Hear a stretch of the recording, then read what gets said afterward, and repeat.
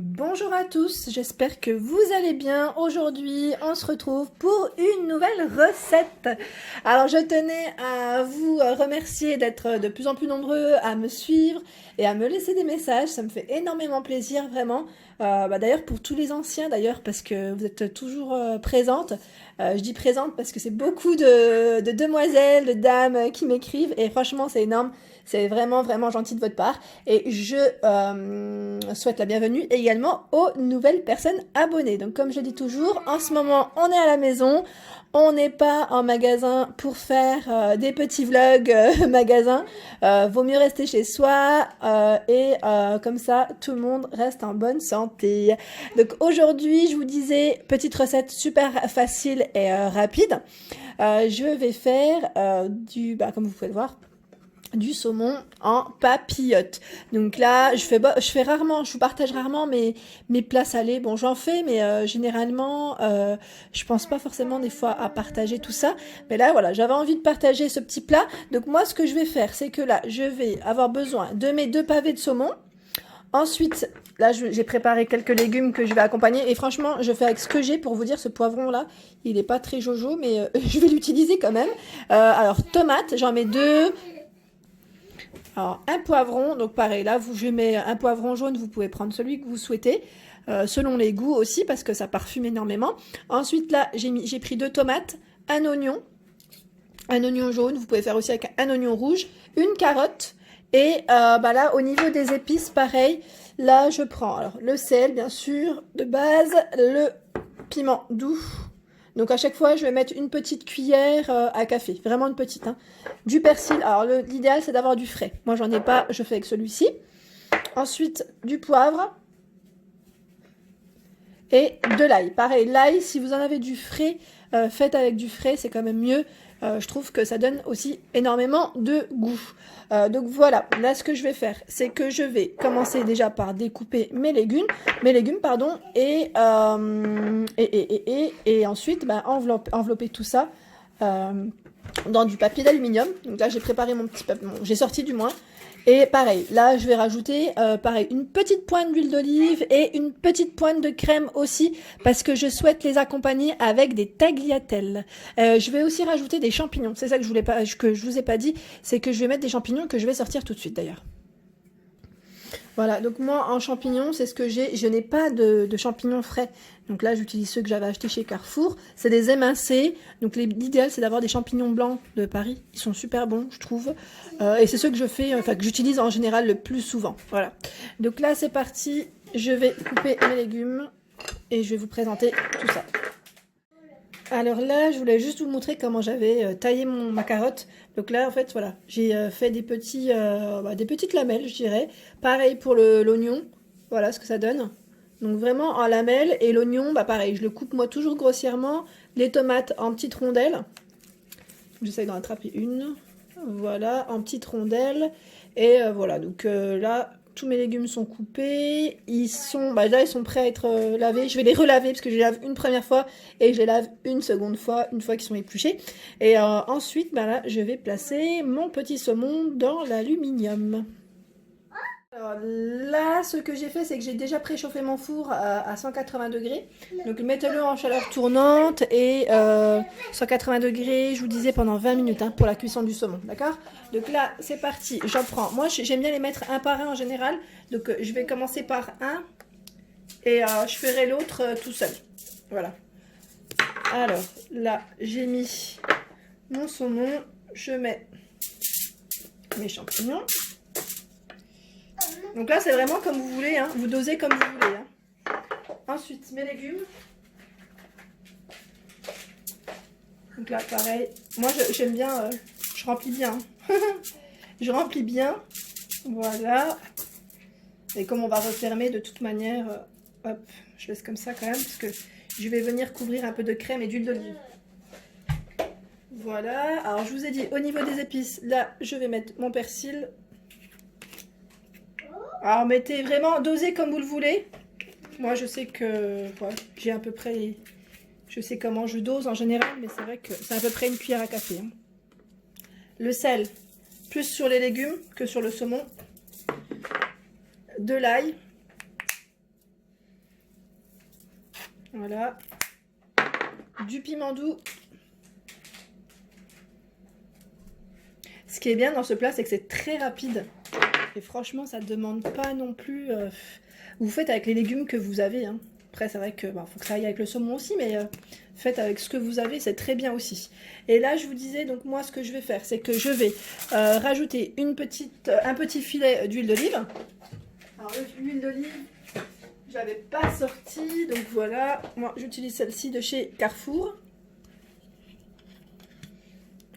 Vraiment un petit, même sur les légumes. Hein. Moi, hop, voilà, léger. Et je vais mettre, je dirais, une grosse cuillère à soupe de crème fraîche par-dessus le saumon.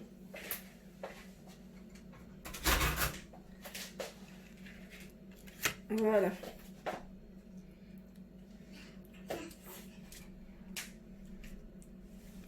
Je badigeonne, on va dire, hein. Un petit peu. Et voilà. Donc là, c'est parti. Hein. Je vais faire la même chose. Je vais reproduire la même chose avec mon autre saumon. Donc là, on referme. Hein, d'où le nom papillote. Moi, je referme. Hop. Faire attention que les légumes ne sortent pas. Voilà. Les côtés, on fait comme ça. L'aluminium, c'est bien. Parce qu'il y en a, ils utilisent aussi le papier sulfurisé. Vous pouvez. Hein. Mais moi, j'aime bien quand c'est comme ça. Je trouve que c'est pas mal. Hop, mais là, je vous dirais même que le four, vous pouvez le mettre un peu plus fort. Hein. Comme ça, en aluminium et pas avec le papier sulfurisé. 180, voire 200. Après, vous surveillez la cuisson. Hein. Ça dépend des fours aussi, parce qu'il y a des fours qui sont un peu plus forts que d'autres. Voilà, donc là, je refais la même chose avec celui-ci. Et là, j'ai envie d'accompagner. Alors, je vous ai dit avec des tagliatelles. J'ai mis déjà... j'ai mis mon eau à chauffer. Et c'est les tagliatelles fraîches que j'avais achetées la dernière fois de chez... alors je sais plus si c'était chez Carrefour que j'avais pris ou chez Auchan. Maintenant j'ai un doute. Mais vous étiez plusieurs à me dire que vous aimiez bien. D'ailleurs. Donc là ce soir je vais les faire. Donc c'est super. Voilà. Voilà, j'ai mis tout le reste des champignons. Les légumes. J'aime bien parce que ça sent super bon en plus avec... l'huile d'olive et tout ça, c'est super. Voilà, j'ai pas mis tous mes légumes non plus, hein, mais je vais pouvoir les garder aussi pour faire une autre sauce aussi. Alors là, j'écarte un peu mes légumes. Je mets mes épices. Voilà, là c'est prêt à enfourner. Moi je laisse un tout petit peu ouvert, mais vraiment un tout petit peu. Généralement, voilà, donc... voilà, c'est parti. Donc surveillez bien la cuisson. Et moi ce que je vais faire en attendant, c'est que je vais préparer vraiment un petit toast. C'était pour vous donner une petite idée d'accompagnement. Comme avec des pâtes, généralement on mange pas de salade. Pour ceux qui sont un peu plus gourmands, avant vous pouvez faire des petits toasts vraiment très simples. Alors là, je voulais vous montrer également, c'est celle-ci, les tagliatelles aux œufs frais. Elles sont super bonnes de chez Auchan. Enfin, là, c'est la marque distributeur Auchan. Vous pouvez prendre n'importe quelle marque. Moi, je trouve qu'elles passent très très bien. Donc là, une cuisson, c'est très rapide. Vous avez vu, 2 minutes et c'est prêt. Ne les laissez pas plus longtemps parce que vraiment, sinon, elles vont être toutes pâteuses et ça ne sera plus du tout le même rendu. C'est surtout ça que je voulais vous dire. Voilà, donc quitte à les cuire avec une cuisson pas très très forte. Comme ça, au moins, vous êtes sûr de pas les cuire trop longtemps. Voilà, donc là c'est parti. Moi je vais lancer ma petite cuisson et je vais vous montrer également pour faire des toasts. Donc là j'ai gardé un petit peu de carotte. Je vais utiliser cette petite carotte, je vais la râper, je vais râper un tout petit peu et je vais faire des toasts avec du fromage frais. En fait j'ai des choses que j'ai no gaspillage chez moi. J'ai de la tomate, il me reste de la mozza aussi. Donc là ce que je vais faire c'est que je vais récupérer tout ça et faire des petits toasts avec pour accompagner. Alors me revoilà, là j'ai toasté un petit pain de mie, c'est vraiment pour vous donner une petite idée, hein, vraiment, et ça vous pouvez le faire même le manger seul, moi je sais que ça passe très bien avec du saumon, du poulet, enfin vraiment ce que vous voulez, de l'avocat. Là j'avais un avocat mais j'ai pas vu en fait, il était caché et finalement je suis dégoûtée parce que j'ai pas pu le manger.